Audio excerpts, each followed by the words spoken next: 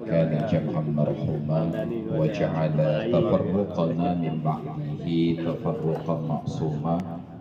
اللهم صل وسلم على نبينا وحبيبنا ومولانا محمد المصطفى أرسله الله بشيرا ونذيرا وداعيا إلى الله بإذنه وسراجا منيرا.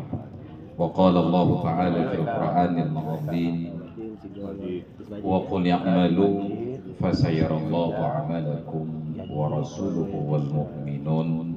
والقائل في آية أخرى لقد كان لكم في رسول الله أسوة حسنة لمن كان يرجو الله واليوم الآخر وذكر الله كثيرا. صدق الله العظيم وبلغ رسوله الكريم ونحن على ذلك من الشاهدين والشاكرين والحمد لله رب العالمين. Waktu yang saya muliakan dan kita hormati bersama senior Prof. Ismuddin yang saya muliakan dan kita hormati bersama Dekan Fakultas Ekonomi dan Bisnis Universitas Syekh Kuala yang diwakili oleh Pak ini Asakir atau Ahmad Syakir? Syakir. Syakir. Yang saya muliakan dan kita hormati bersama Ketua IKFNC Bang Amal Hasan, yang kita muliakan dan hormati para senior yang sudah berhadir di majelis ini. Dengan tidak mengurangi rasa hormat, kita bisa sebutkan seorang demi seorang. Teristimewa kepada ini bukan tuan rumah, tuan balai lah. Tuan balai, karena beliau tidak berumah di sini.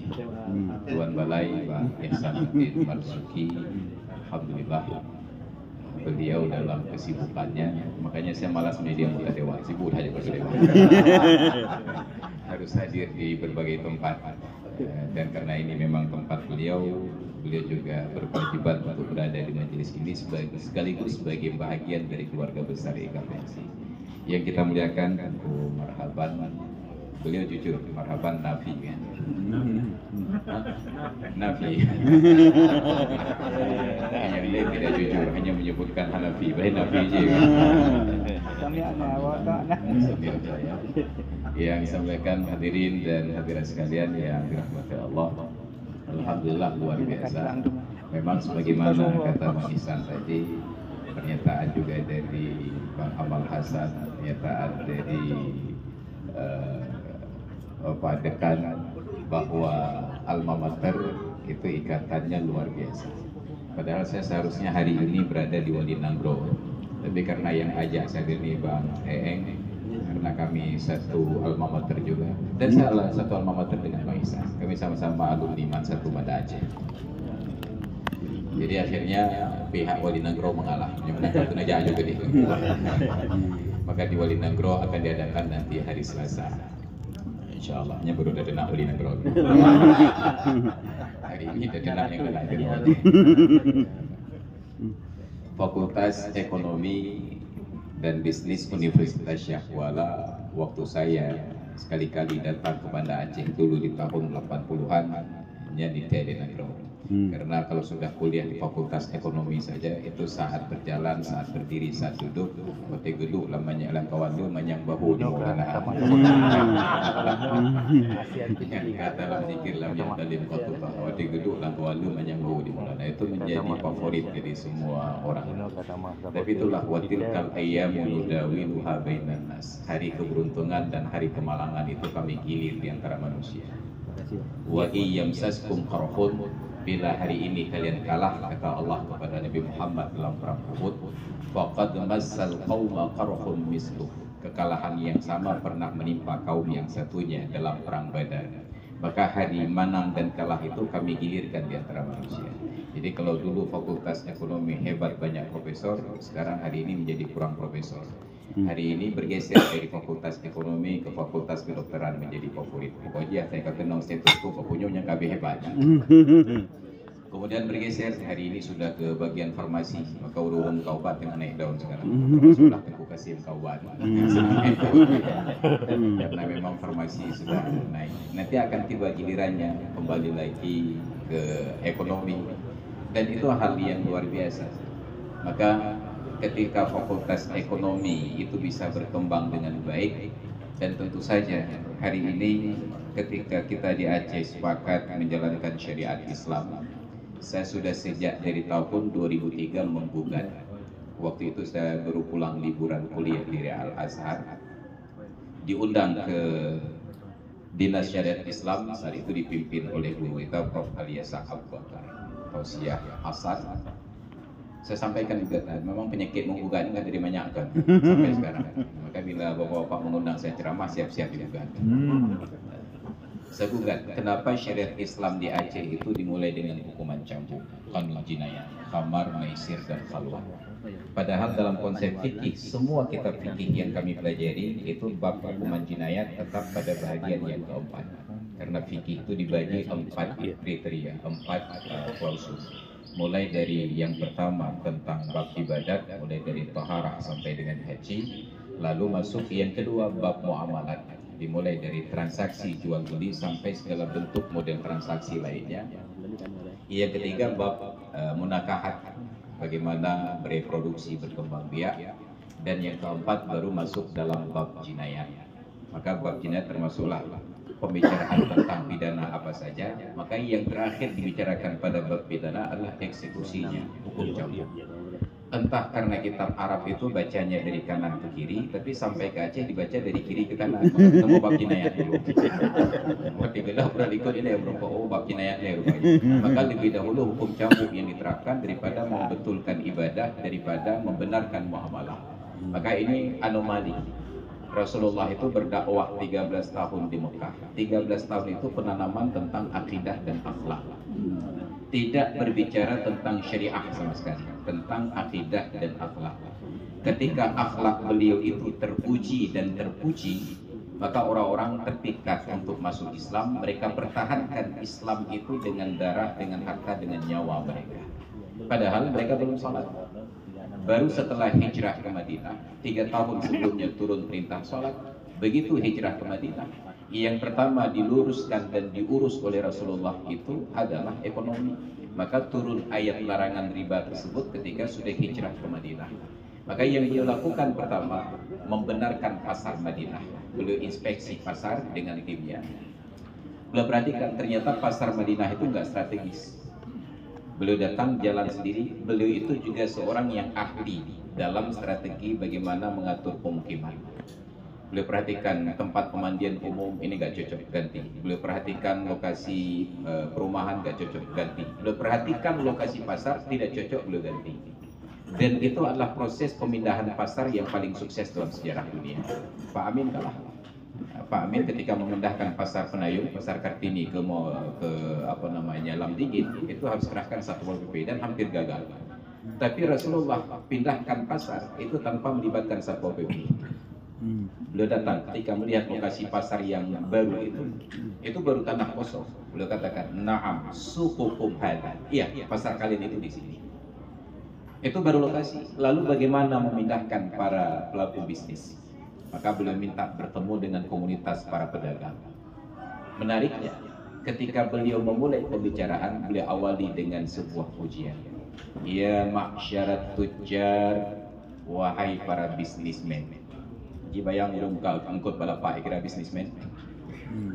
Begitu Nabi menyapa ya ma'syarat tujjar, langsung direspon dengan riuh oleh para pedagang. Mereka katakan, "Ya Rasulullah, kami sungguh lebih senang dengan sapaan Anda ini daripada panggilan kami sebelumnya simsar." Mereka tidak pernah diapresiasi sebagai bisnismen, sebagai pedagang. Mereka selalu disebut simsar. Simsar itu bahasa kita agen. Mata bayang tu urang mekat engkot balapak nang di hai baba bisnismen di bahu. Tapi nak toke-toke raya dan yang bahagian terus semangatnya. Maka ternyata komunikasi dengan manusianya, saya kata pujo, hati kata tenangnya, tunggu darah basah. Beda bukan puji darah bahaya. Mamanya kata hati kata peh karena sapaan tidak pasnya ada utamah ni berapa? Apa utamanya beda pegang kekuatan. Itu tabiat. Maka Nabi sangat paham tentang psikologi manusia. Orang ketika sudah dipuji itu sudah nyaman berkomunikasi. Tapi tetap bahkan pujian itu pun lihat-lihat tempat. Karena dalam kondisi normal pujian bermanfaat. Tapi bagi orang yang lapar, pujian itu mendatangkan masalah baru. Ada pujian urun habis. Yang terpuja urun tengah draw, yang terpuja urun normal. Urun draw baik tapi dah puja dah nak bahagia. Nya urun draw, tapi urun tu dah puja gagah dah draw. Gagah mah tu leh hurau kalau. Karena ada persoalan lain lebih besar. Maka netralisir dulu keadaan baru kita berdiskusi. Ini prinsip tadi. Maka hanya karena syafaat ya maksyarat tujjar langsung mereka setuju memindahkan pasar. Ini nanti ketika bisnis sudah berjalan bergerak baru saat itu kita berbicara ekonomi. Ya baru berbicara tentang syariat. Ekonomi belum jalan, perut belum kenyang. Kita berbicara tentang ekonomi. Maka saya sekarang mendobrak tradisi dakwah guru-guru kita, ustaz-ustaz yang lain yang selalu tagline-nya itu utamakan sholat, utamakan sholat. Saya dobrak, bukan utamakan sholat. Dalam Islam tidak ada narasi utamakan sholat. Yang ada narasi dalam Islam jaga sholat. Hafidhu ala salawati was salatin wusta wa qumu lillahi qanitin. Jaga salat fardu 5 waktu dan salat asar. Apa yang diutamakan dalam Islam? Ini yang kita lupakan tentang visi dan misi Nabi. Visi beliau bagaimana menjadikan Islam ini rahmatan lil alamin. Wa ma arsalnaka illa rahmatan lil alamin. Maka ketika kemarin dihelat agenda Piala Dunia di Qatar, itu ada saksi mata itu di belakang Bang Edo. Kami baru bercerita tadi tapi belum nggak bawa pulang oleh curi cerita. Dari Qatar, beliau sambil survei juga ke Qatar, buka cabang cendekia di sana. Ketika dihelat Piala Dunia di Qatar, persepsi orang Eropa tentang Islam yang teroris, tentang orang Arab yang teroris berubah drastis. Maka baru hari ini sedang viral itu tentang WC orang Arab yang pakai shower. Mereka hanya pakai tisu saja selama ini lap-lap. Maka kita merasa seolah-olah kalau menyejak WC model lap-lap tisunya kekayaan. Makanya orang-orang kaya di Aceh ini salah jauh dong. Dia pikir standar Islam ini rendah.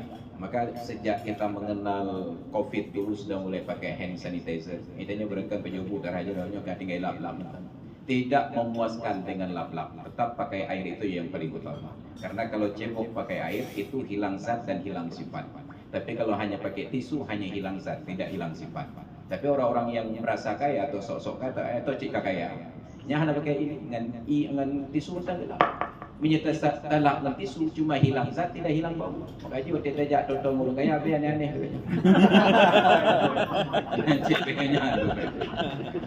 Hanya menghilangkan. Mereka baru terkejut melihat bagaimana kebersihan umat Islam. Maka mereka merasa malu. Saya jadi ngeri sekarang untuk ke Inggris pulang ke Eropa. Ketika di kamar mandi di kampus itu hanya ada tisu saja. Ketika terbiasa hanya beberapa hari dalam tradisi umat Islam dan orang Arab. Makanya Islam yang ajarkan orang Eropa untuk mandi. Ratu-ratu, raja-raja di Prancis itu mereka nggak pernah mandi. Mereka merasa mandi itu perbuatan kotor. Jadi karena tidak mandi badannya berbau, mereka ciptakanlah parfum yang wangi-wangi. Makanya Prancis terkenal dengan produksi parfumnya. Mereka pakai parfum untuk menutup bau badannya. Maka saya curiga mencium orang yang parfumnya wangi, saya curiga. Ini BBRC hanya mana? Ini Prancis. Islam datang mengajarkan untuk mandi. Mulai dari mandi sunat setiap hari Jumat, kemudian mandi wajib setiap kali berhadas, kemudian belum lagi mandi setiap hari, belum lagi tentang berwudu. Islam yang mengajarkan Eropa tentang bersuci. Saya pikir sudah selesai. Ternyata sekarang orang Eropa baru terkejut. Orang Islam pandai cebok dengan benar. Mereka cuci tangan dengan benar. Itu Eropa. Mereka terkejut melihat tradisi umat Islam. Kita lah, kaji penjumpu kau pakai sendok, kau pakai mengatakan jarod atau apa? Dia cara mana mau WE, dah mau. Dia kau pakai sendok, harus ada table manner bang. Ini kan ada budaya awaknya. Kita terkejut seolah-olah semua budaya kita itu terbelakang. Ini yang harus kita kembangkan lagi, bangga dengan budaya sendiri. Maka walaupun Presiden Republik Indonesia menyatakan batik sebagai pakaian tradisional Indonesia, pakaian nasional, tapi saya belum melihat ada Presiden Indonesia berani tampil di gedung PBB pakai baju batik, pakai hak, tetap pakai jas standar Eropa. Tapi coba perhatikan orang Afrika, walaupun mereka kaya raya, tetap saja datang ke gedung PBB dengan baju tradisional yang gombrong tersebut, dipakai bukti yang aneh. Mereka percaya diri dengan tradisinya, kita tidak percaya diri dengan tradisi kita. Maka aneh, di Aceh, orang Aceh tidak bangga berbahasa Aceh. Tajak ke Jakarta, orang Indonesia tidak bangga berbahasa Indonesia. Maka pejabat-pejabat kita lebih fasih bertutur bahasa Inggris daripada bertutur dengan bahasa Indonesia. Maka setiap kali saya ceramah, 15 menit pertama tetap pelajaran bahasa Indonesia lebih dahulu. Yang termasuk Indonesia, Indonesia bahasa Indonesia, haji bahasa Indonesia. Ada tanya pada lebih happy Pak. 08 panjang pun kosong di kangkang. Menyematkan katanya lebih happy yang jawab kosongnya, tanda hanya hukum bahasa. Kosong itu botol, empty bahasa Inggris, kosong, fadhi dalam bahasa Arab. Nol itu angka, zero bahasa Inggris. Ya terus Pak Beng katanya berapa nomor HP Pak? Kosong jiwa. Mungkin ya. Nyampe ada serahkan mau jika.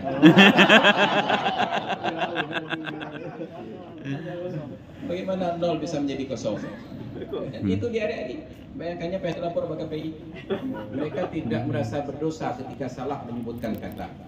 Sampai saya buat status di media sosial. Halo RRI, kenapa penyiarnya itu ke yang kurang vitamin Z dan kurang vitamin R? Ini Aceh sudah berada di zona aman karena zat-zat berbahaya sudah tidak ada lagi. Kita ilahap ni orang. Dan Bruno Z masih zat-zat berbahaya itu. Ini anomali. Maka Islam menunjukkan kepada Eropa. Lalu mereka datang ke Arab melihat bagaimana orang-orang Arab yang super kaya tersebut melayani orang yang datang ke negerinya dengan sepenuh hati. Mereka turun dari gedung-gedung mewahnya, dari istana-istananya, menawarkan makanan di pinggir jalan. Mungkin kalau kita yang tawarkan makanan lebih mirip kepada pedagang asongan. Tapi ini yang jajakan makanan ini orang yang mobilnya Ferrari, Lamborghini, Porsche. Mau nyatanya jajakan makanan, motornya lebih-lebih. Jika lagi orang bukan. Tapi ketika mereka yang super kaya dalam kenyamanannya tiba-tiba menjajakan makanan di tepi jalan kepada setiap orang yang lewat, itu menunjukkan bahwa di dalam Islam terbantahkan teori Barat yang menyatakan no free lunch. Gak ada makan siang yang gratis. Maka hari ini kita wujudkan ternyata makan siang itu gratis. Jajak kena komplain dong. Ini Islam. Makan siang gratis, makan malam gratis, sarapan pagi gratis. Maka hidup di Aceh ini kalau hanya sekedar untuk makan gak perlu bekerja. Anda payah kuliah ekonomi ini. Hidup di Aceh kalau hanya untuk makan tinggal cocok pakaian lagi kamu bertengku maraban. Aceh kena ejakrong pakai baju seluruh belakang mau kopiahnya. InsyaAllah dalam kenduri daftar nomor 1. Karena pikiran lain. Tinggal semayang subuh berjamaah, toto dan ibu umum tinggal tersampak kenduri royal.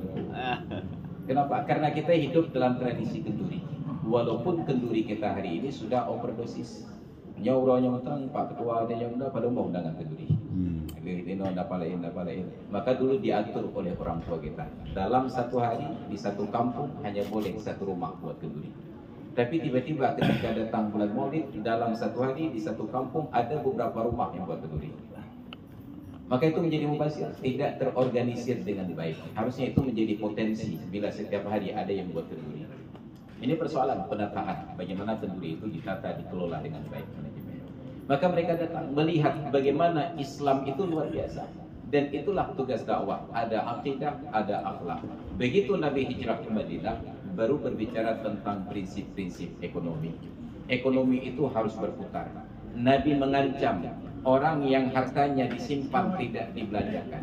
Allah Ta'ala mengancam walladzina yaknizuna adh-dhahaba wal fiddata wa la yunfiqunahu fi sabilillah. Orang-orang yang menimbun emas dan perak dan tidak menginfakkan di jalan Allah, nanti di hari akhirat fatuqwa biha jibahuhum. Punggung mereka disetrika, muka mereka disetrika karena harta itu disimpan. Orang bertanya, bagaimana makna menyimpan harta? Dibuatlah kategori oleh para ulama. Siapa saja yang menunaikan zakat hartanya, sekalipun harta itu ditimbun di bawah tanah yang ketujuh, tetap dia disebut orang yang berinfak. Tapi siapapun yang hartanya ada di permukaan bumi, berada di atas tanah, terlihat oleh orang lain, tapi tidak dikeluarkan zakatnya, itu disebut orang yang menyandera harta. Tetap zakat yang jadi ukuran. Maka na'udzubillah, hari ini kita hidup di Aceh, andai kata dari dinas syariat Islam, dari pemerintah Aceh, dari para pengambil kebijakan mengedepankan unsur ekonomi ini lebih dahulu, sungguh Aceh tidak akan melekat dengan predikat tetap sebagai provinsi termiskin se-Sumatera nomor 1, nomor 4 se-Indonesia. Tapi ternyata yang kita gerakkan lebih dahulu adalah hukuman cambuk, dan dampaknya itu sangat buruk. 2014 saya dan kawan-kawan di KTNA kontak tani nelayan andalan, itu ada Prof. Jansman J. Ma'ruf, itu tim ahlinya, ada Prof. Sabarudin, banyak prof. Saya masuk dalam tim ahli, nah 7 orang tim ahli, tetap 7 menyiapkan aulia 7, pencuri 7. Yang prof doang, Prof. Sabarudin, Prof. Jansman J. Ma'ruf, prof baru benar, lentero yang kan prof, tapi tetap masuk dalam tim ahli, ini kan tim ahli tadi. Padahal itu bidang pertanian, saya tidak punya lahan pertanian sama sekali. Sehingga begitu sampai pada acara-acara kegiatan mereka, ada rembuk media, ada rembuk nasional. Setiap kali acara, sampai pembukaan resmi dulu di Taman Ratu Safietuddin, saya diminta untuk baca doa. Baru untuk huruf Haji, tim ahli baca doa. Tim ahli baca doa. Jadi ketika tahun 2014 diadakan PENAS, Pekan Nasional KTNA di Malang, diperjuangkan agar PENAS 2017 dilaksanakan di Aceh, di Banda Aceh. Kita promosikan, kita kampanyekan. Apa yang terjadi? Hampir setiap delegasi yang kita kunjungi untuk memberikan dukungan ke Aceh, mereka mengajukan pertanyaan, nanti kalau kami sampai ke Aceh, apa kami nggak dicambuk? Bayangkan saking berhasilnya hukuman cambuk di Aceh. Bandung orang yang datang ke Aceh berpikir dia akan disambut dengan prosesi pencambukan. Padahal orang datang ke Aceh disambut dengan besijuk. Tiba-tiba sekarang merasa takut karena hukuman cambuk. Ini na'udzubillah. Maka saya tulislah di media sosial saya tentang sebuah judul namanya etalase syariah. Pakar-pakar ekonomi pasti paham. Kalau kita buka toko jualan, itu ada etalase di depan. Yang jualan baju terbaik diletakkan di depan dengan kemasan terbaik. Yang jualan makanan terbaik taruh di depan. Apapun yang dijual yang terbaik taruh di depan. Tapi andai kata Aceh ini sebagai sebuah toko, brand yang kita jual adalah brand syariah. Produknya itu sangat beragam. Yang paling istimewa dari produk brand syariah ini adalah akhlak. Kemudian bisnisnya, keramah-tamahannya. Tapi justru kita nggak punya etalase. 20 tahun buka toko, yang punya toko Aceh ini tidak pernah berpikir membangun sebuah etalase. Etalase setiap daerah itu adalah jalan raya dengan pasarnya. Dan khusus kita di Aceh punya etalase ketiga, Kopelmanya. Tapi hari ini di jalan raya kita tidak melihat ada pemandangan syariah. Di pasar kita tidak melihat ada pemandangan syariah. Di kampus kita tidak melihat pemandangan syariah. Makanya ini bukan hanya Pak Dekan, Pak Rektor pun sudah saya maki-maki. Rektor USK dan Rektor UIN, kebetulan dua-duanya orang Aceh besar. Saya ada hak reman sebagai anak Aceh besar. Baru dilantik Pak Rektor USK. Begitu Idul Fitri ada acara silaturahmi IPAR, Ikatan Pemuda Aceh Rayu. Sebenarnya Aceh Rayu nggak ada pakai R, pakai RIN, IPAR, Ikatan Pemuda Aceh Rayu. Saya sudah selesai ceramah, sedang berdoa beliau datang. Selesai berdoa, seharusnya saya langsung turun, tapi melihat beliau hadir, saya tambah sedikit lagi materi. Prof, sebagai seorang warga Aceh besar, saya bangga Anda mendapatkan kehormatan menjadi Rektor USK. Tapi jangan sampai nanti di akhir periode jabatan Anda, kami sebagai warga Aceh besar merasa malu bahwa kampus Kopelma tidak lebih syariah setelah Anda menjabat. Ini Iban cara lebih syariah. Siap. Tidak berselang lama dilantik Prof. Mujibur Rahman menjadi Rektor USK. Diadakan pesijuk beliau di SMA Sibreng. Saya diundang lagi untuk ceramah. Bayangkan di hadapan profesor doktor kita diundang ceramah, padahal kita tidak punya gelar akademik apapun. LC tadi bukan gelar akademik, itu nama kampung saya.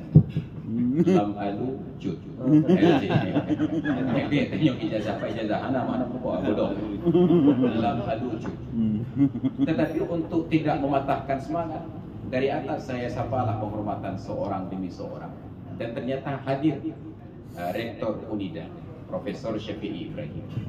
Penghormatan kepada Rektor Unida, Prof. Syafi'i Ibrahim.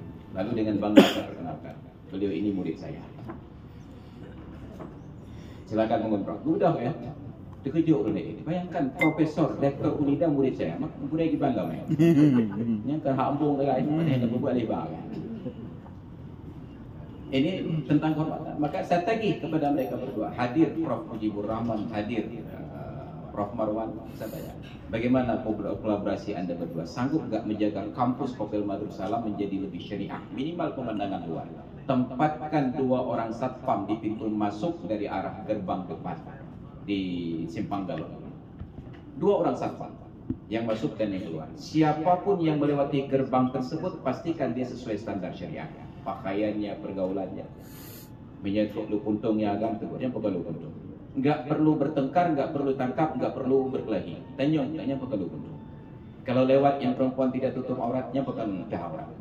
Kalau lewat laki-laki dan perempuan berboncengan, hentikan, tanyakan. Yang ikut kok. Adik, Pak. Adik merupok pajangan. Baru apa? Kaji tengah itu. Itu saja yang kita minta. Andai kata itu berjalan, maka kita tidak lagi melihat dalam lingkungan Kopel Madrussalam itu orang laki-laki yang berjanggut pendek dan perempuan yang tidak sopan. Itu lingkungan akademis. Bayangkan, tapi itu terbiarkan setiap hari dan tidak ada yang peduli. Maka alhamdulillah. Padahal andai kata 10% saja dari dosen-dosen yang beraktivitas di kampus mengambil haknya masing-masing. Siapapun mahasiswa yang mengambil mata kuliah saya, bila kedapatan bertemu dengan saya dalam keadaan tidak mendukung pelaksanaan syariat, maka jangan pernah berharap nilai A. Nya langsung berubah. Hanya payah terkerahkan Satpol PP, hanya ambil kewenangan masing-masing. Maka tentu mahasiswa berpikirnya menyetam cewek kalau yang merupok 4 bulan, habis kena merupok nilai A. Lalu kita promosi, siapapun mahasiswa yang ambil mata kuliah saya yang mendukung pelaksanaan syariat, akhlaknya baik, syariatnya baik, walaupun bodoh, nilai B sudah pasti saja beli. Nilai A tinggal cari sendiri. Nya menyanyian terbegat berubah kampus. Tapi tidak ada yang berpikir demikian. Nanti wali kota cakap untuk yang dia buka habang. Dia jadi masalah bagi kita, ini tantangan. Maka produk utama syariah itu adalah akhlak. Tapi akhlak tidak dibuat dalam etalase, tidak pernah diperhatikan. Yang dijual produknya selalu tentang hukuman cambuk. Maka akhirnya identiklah syariat Islam di Aceh ini sebagai syariat yang tidak humanis. Hukuman cambuk pun tidak menimbulkan efek jerah, karena hukuman cambuk yang dibalut dengan HAM, bentangan tangan, ayungan tangan, bandung gokok. Maka orang yang dicambuk tidak pernah berdampak efek jerah. Mereka malah ketagihan. Mangat hai cambuk, itu mengurangi. Jangan tidak mengurangi banyak, kecuali itu cambuk. Maka saat dipoto berbagai pose dari mereka. Sekedi cambuknya benar. TKI Aceh ilegal truk ke di Malaysia, sama penjerai Cina sampai depi dulu sampai depi terah. Yang kita ada cambuk yang lain boleh penyakit. Maka HAM tidak jelas, Islamnya juga tidak jelas. Ini memalukan. Ekonominya pun tidak jelas. Kenapa? Karena kita tidak berpandu pada ekonomi Islam tadi, pemberdayaan zakat. Maka saya juga mengungkap, kita punya potensi memberdayakan ekonomi masyarakat dari Baitul Mal. Ternyata kanun Baitul Mal pun harus tunduk dengan mekanisme PAD. Harus diparipurnakan dulu, ketok palu dulu, baru bisa dicairkan anggaran. Sedangkan palu ketua dewan makin lama makin berat. Hanya ketok dia. Gerak BOD baru dia bergerak. Mapa janji ekonomi. Harusnya kita berharap bahwa Baitul Mal itu dikelola dengan sistem BLUD, Badan Layanan Umum Daerah. Lagi siapa yang pelepen dia cocok. Ketika ada orang miskin perlu langsung. Ini kemiskinan harus diprediksi ke depan. Ke depan berapa orang miskin yang harus kita bantu. Maka orang miskin yang kaya tanya, kok bayar pengakhiran tetap berganti sampai dicairkan anggaran. Sampai salah rimong. Nah, saat diberikan anggaran ternyata mereka sudah jadi orang kaya. Batal lagi. Ini apa lagi? Maka kita mempertanyakan dengan siapa rapat dengan pendapat umum pada saat pengesahan kanun tentang Baitul Mal. Maka ada banyak potensi untuk mengubah Aceh menjadi hebat secara ekonomi, tetapi orang-orang tidak berbicara tentang ekonomi di Aceh bagaimana. Maka ini PR. Maka sekarang Aceh itu tidak terhubung antara keilmuan dengan aplikasi. Semua bidang. Tadi kita sudah dengar ada ribuan alumni Fakultas Ekonomi. Harusnya ekonomi di Aceh sudah selesai. Nyandung rame kan? Oh, dan buka-buka kamu tu. Kalau buka kedengkur Pak. Nyandung le pesantren di Aceh. Ini persoalan tentang solat sudah selesai. Belum juga. Dokter, Fakultas Kesehatan Masyarakat, perawat, ribuan jumlah alumninya. Tapi sampai sekarang orang Aceh datang ke warung pagi hari minum kopi, kopi poding komano yang gejip yang kuning pengen kopi. Yang kuning aja. Padahal dari kelas 1 SD kita diajarkan protein itu zat putih telur. Kuningnya penyakit minum. Maka ada apakah ada stunting di Aceh? Ini bukan stunting badan, dimulai dari stunting pemikiran. Pemikirannya tidak bertumbuh tinggi. Makanya selalu salah asumsi, selalu salah konsumsi, selalu salah komoditas. Maka termasuklah kami tentu. Kami bukan sibuk mengkampanyekan bagaimana sholat dengan benar. Yang sibuk kami kampanyekan adalah bagaimana nanti saat meninggal bayar fidyah. Jadi kita tidak mempersiapkan infrastrukturnya. Bagaimana kita persiapkan ketika hidup. Untuk masalah kematian lain ke depan. Tapi ternyata mati dia tak siap. Bukan ketika hidup bagaimana kita beramal. Maka selalu ada kesalahan. Termasuklah kesalahan. Tadi baru saya diskusi dengan Bang Edo di warung kopi tentang bagaimana kita melayani anak yatim. Maka saya kritisi kalau bantuan untuk anak yatim hanya waktu maulid saja. Pelayanan anak yatim yang paling bagus di dalam Islam itu adalah mengangkat mereka menjadi anak tiri. Nikahi ibunya. Maka kata Nabi, khairul buyuti fil mu'minina baitun fihi yatimun yuhsanu ilaihi. Rumah yang terbaik di antara rumah-rumah orang yang beriman adalah rumah yang di dalamnya terdapat anak yatim yang diperlakukan dengan terhormat. Adopsi anak yatim. Kita cari anak angkat, antarkan ke Tengku Maraban. Tengku nyanyi tirawan angkat. Berapa uang pendaftaran, berapa kebutuhan setiap bulan. Nanti kita kunjungi per pekannya menjadi anak angkat. Karena kita tidak pernah tahu dari anak yang mana kita mendapatkan kehormatan. Abu Talib tidak tahu bahwa anak yatim keponakannya yang diadopsi diperlakukan lebih cinta kepadanya daripada anak kandung sendiri. Ternyata dari anak yatim inilah beliau dapat kehormatan. Seorang Ummul Aiman Barakatul Habasyiyah tidak pernah memprediksi bahwa Muhammad berusia 6 tahun ketika telungkup di atas kuburannya Aminah di Abwa saat ibunya dikuburkan.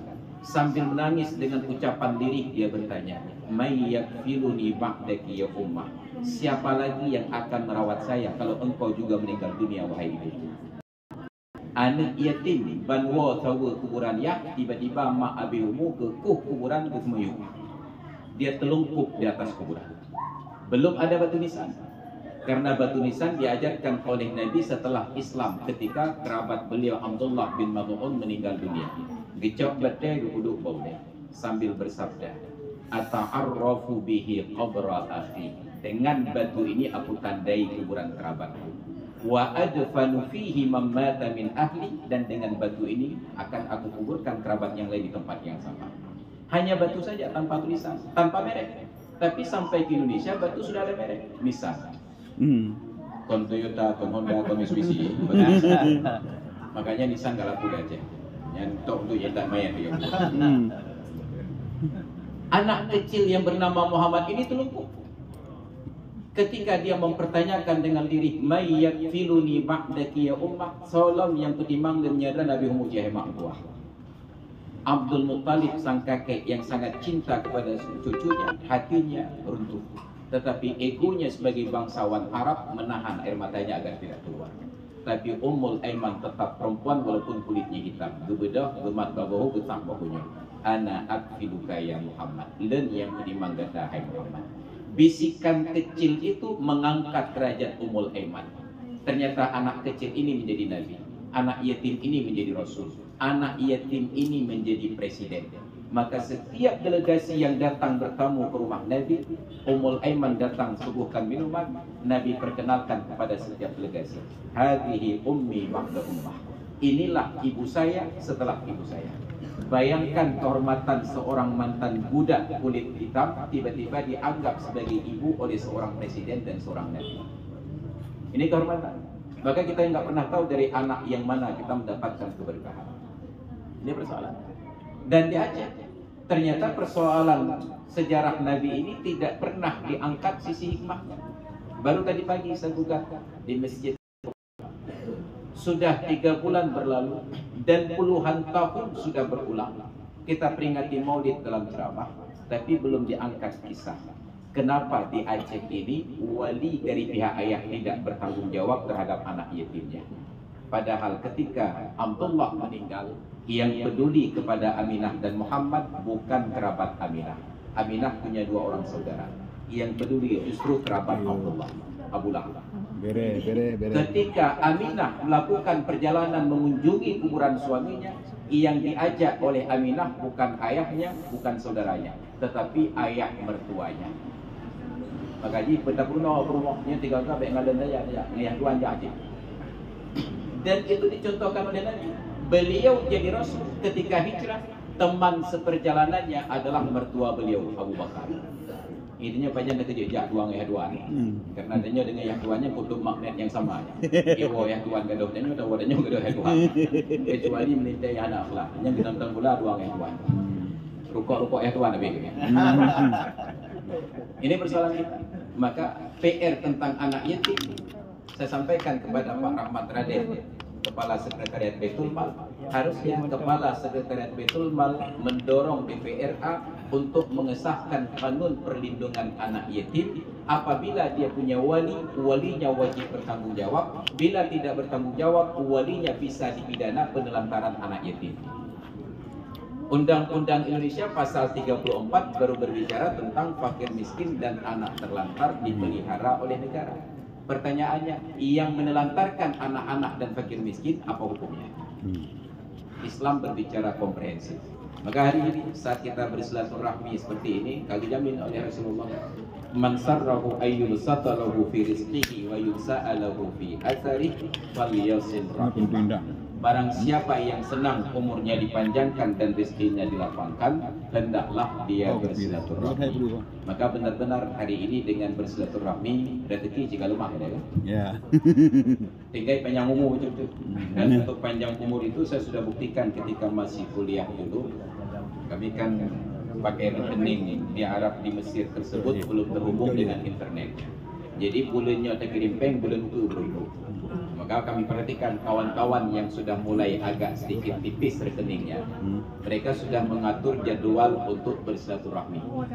Yang kira-kira peng tigai cip net 5 di BD. Yang kaji jadwal silaturahminya. Jadi atur juga. Karena di dalam Islam silaturahmi sebuah rumah lehuro bedak. Haqqud diyafati salasatu ayyamin namre. Hak menjamin lehuro.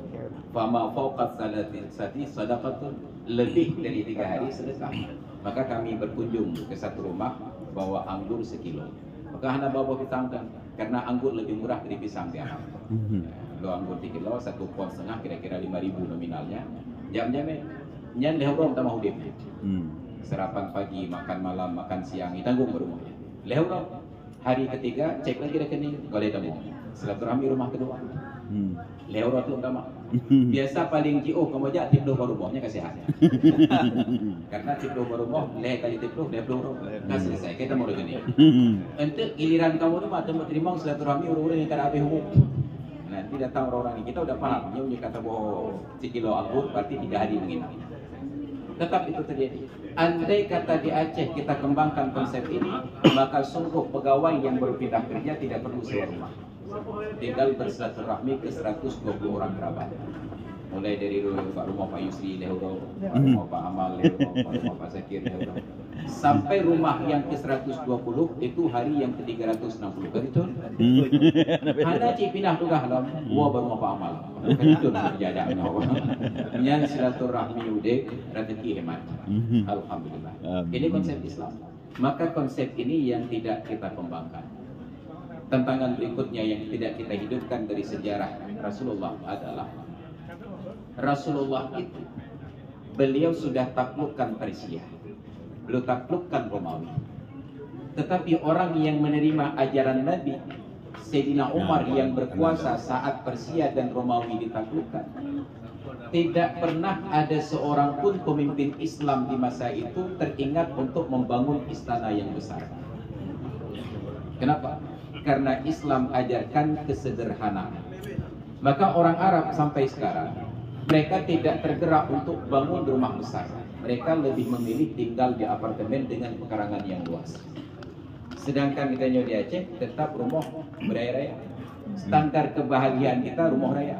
Maka saat kita punya pesan, yang tahu sadar itu, yang rumah raya lumpung pulang. Yang saya rumah raya lebih bahagia. Yang padahal ada rumah lumpung manok dengan budi padi dengan. Sedangkan orang Arab sekaya Pak Yusri dengan Pak Amal Hasan saja mereka masih tinggal di apartemen. Kenapa? Karena ada kesederhanaan di dalam. Apartemen itu ukurannya semuanya sama. Yang berbeda hanya interior di dalam. Tapi mereka punya pekarangan yang luas. Sedangkan kita bangun rumah. Maka orang Aceh tidak pernah berkembang karena ekonominya sibuk dalam pembangunan. Aceh napeng lebih bangun rumah. Anteme jak luar negeri. Orang Aceh baru keluar negeri kalau sudah sakit, yang baru jak benar. Nyanmah penyakit tidak pernah dalam keadaan sehat ingin berkunjung ke luar negeri. Ini tantangan. Andai kata kita kembangkan pola pikir, jangan lagi membangun, nikmati hidup. Terbiasalah untuk hidup sederhana. Pegang rumah bino, anda pekarangan bino, kebahagiaan. Maka kita no Aceh melepah luak, tapi urung tenang-tenang pusat petang. Orang Aceh punya kebanggaan menyetinggai jarak rumah dengan masjid raya hanya 5 sampai 10 menit. Pak tinggal tempuh di Batok, Pak tinggal tempuh di Ulai Keding. Jadi tinggal Pak tinggal tempuh cek-ceknya langsung negatif dikira. Yang cuma urang tebok. Maka akhirnya gle yang luar itu menjadi milik orang lain. Yang toko gle Aceh tetap hak kewenangannya itu pada orang asing, orang Cina. Karena orang Aceh itu tinggal lagi. Nya gejuk tanah 2 hektar tepuk ke Kombatan. Hanya itu benar. Harusnya itu yang 2 hektar tersebut masing-masing bangun rumah dan dibersihkan lahan. Dibuat pembangunan sana. Tapi Bandung tengah-tengah tinggal di pusat kota. Maka coba sekali-kali naik pesawat diri ke bawah. Pembangunan di Aceh hanya pada garis jalan. Tengah-tengah begini jalan. Nauzubillah. Maka kita berharap orang-orang yang sukses mulai bangun rumah di tempat-tempat yang di daerah. Makanya Pak Yusri harus buka cabang di Teguh. Hadirin dan hadirat sekalian yang dirahmati Allah. Ini tantangan kita.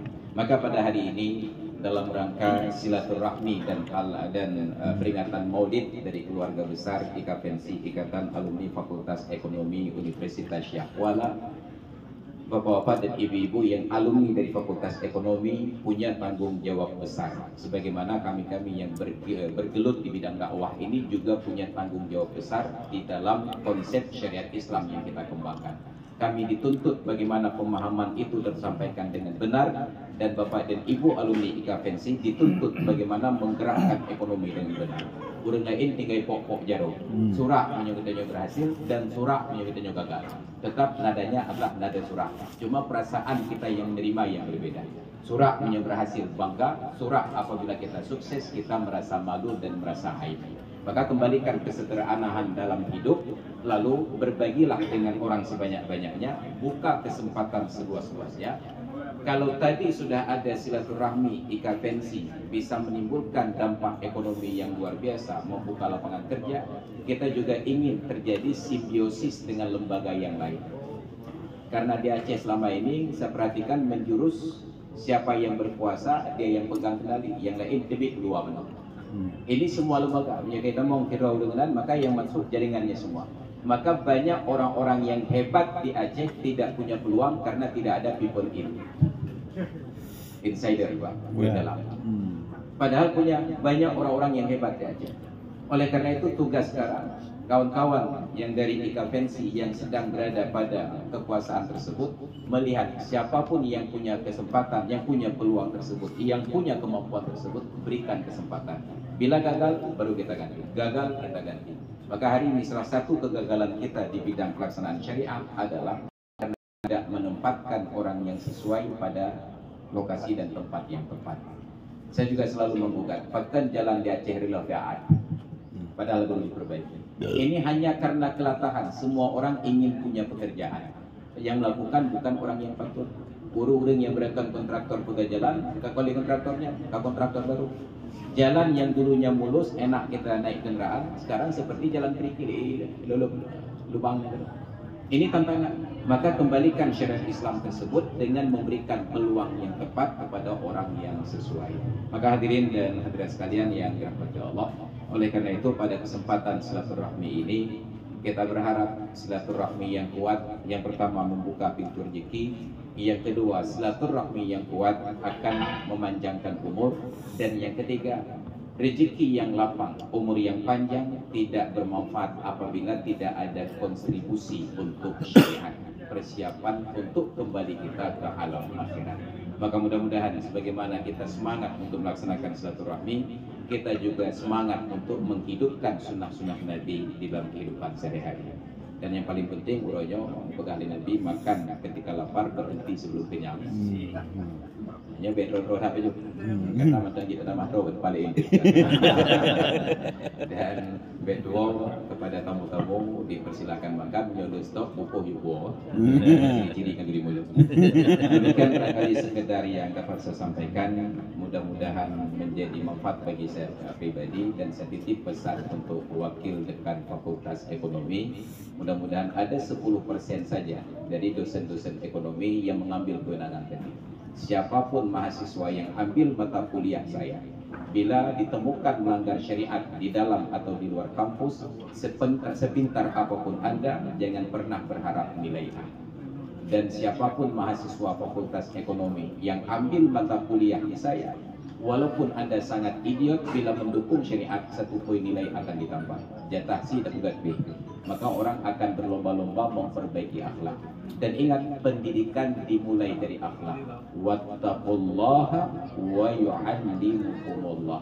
Bertakwalah kepada Allah, pasti Allah ajarkan kalian. Wa yuzakkihim wa yu'allimukumul kitaba wal hikmah. Allah bersihkan hati mereka, baru Allah ajarkan ilmu dan hikmah. Kemudian pesan yang kedua, anak-anak yatim yang sudah datang kemari, coba tanyakan apakah ibunya masih hidup, coba buat pendekatan. Allah tua akan bagi mereka. Dengan catatan jangan sampai gara-gara melindungi anak yatim sampai yatim anak sendiri. Ini pegang bela betul ya terima. Demikian dari saya, mari kita akhiri majelis ini dengan sama-sama kita mengamini doa yang saya bacakan. A'udzu billahi minasyaitonir rajim. Bismillahirrahmanirrahim. Alhamdulillahirabbil alamin wassalatu wassalamu ala sayyidina Muhammad wa ala alihi wa sahbihi ajma'in.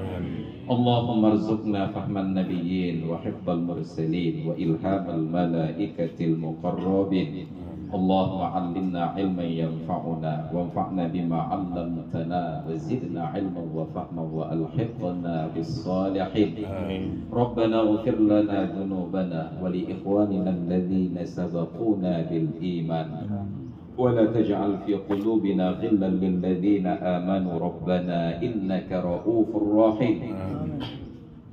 Rabbana ighfir lana dhunubana wa liwalidayna warhamhuma kama rabbayana shighara wa li jami'il mu'minina wal mu'minat wal muslimina wal muslimat al ahya'i minhum wal amwat innaka sami'un qaribun mujibud da'awat ya qadiyal hajat.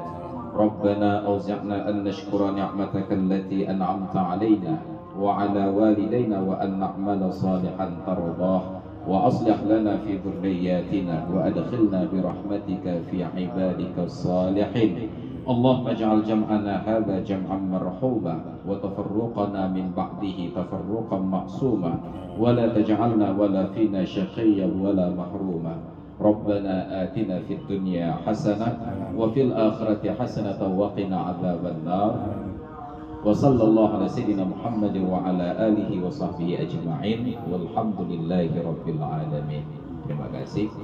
Dan sebagai tambahan sedikit lagi, ini salah satu contoh pemahaman syariat Islam yang keliru. Duhur masih setengah jam lagi, nya kamu dek gue. Nya teka di acara ada nyoto ke dia cuti kamu nonton gak kacau deh.